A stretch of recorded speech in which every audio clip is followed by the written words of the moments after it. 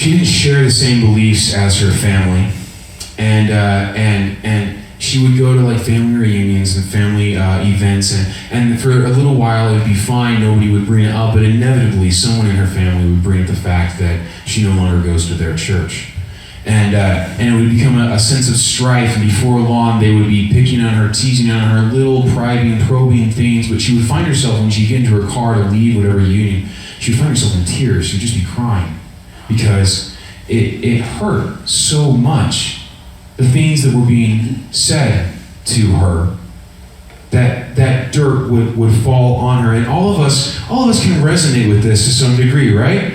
All of us can resonate. I mean, there are big things, and then there are small things. Maybe it's an offhanded comment from a person you don't even know, a stranger. Maybe it's a business deal that's gone wrong. Maybe a business partner made off with more of the financial proceedings than you did. Maybe it's a family member who has assaulted you.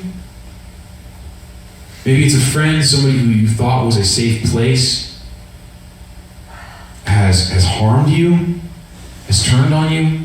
What do you find, what mentally do you find yourself going back to? And Jesus talks about freedom all the time. You can have freedom. This is one of the easiest things to communicate, you guys. This is like a ball and chain. It's attached to you. You constantly bring it up. You constantly think about it. You're constantly going back there. And you wish you could drop it because freedom sounds so good. I don't even have to convince you that you need to let go, which is what a lot of the sermons on letting go and washing your hands of something are on. They're just the preacher trying to convince you this is what you need to do. I don't think I need to convince you. All of us know of things in our lives that we wish we could let go of. But if I were to tell you, hey, just don't think about it.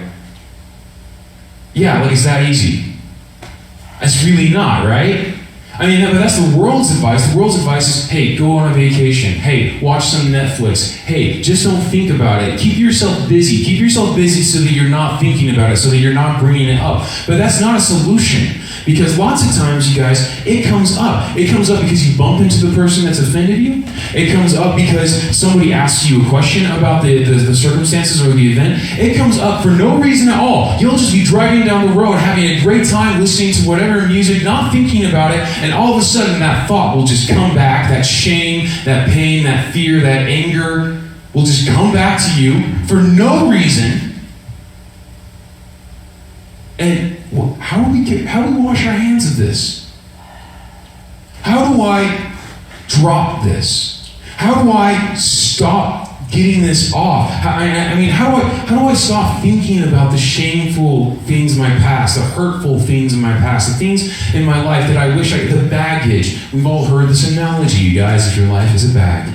How many things you put in. Now let's put everything that is mentally in your bag. Now let's take out the things that you don't need, the shame, the guilt, the condemnation. And once again, that sounds great, but practically speaking, is there really any practical advice on how to do this? I'll give you a clue. There's not a lot.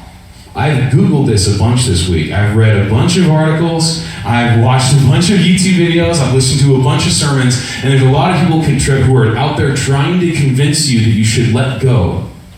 And you should let go. But there's not a lot of advice on how to do that.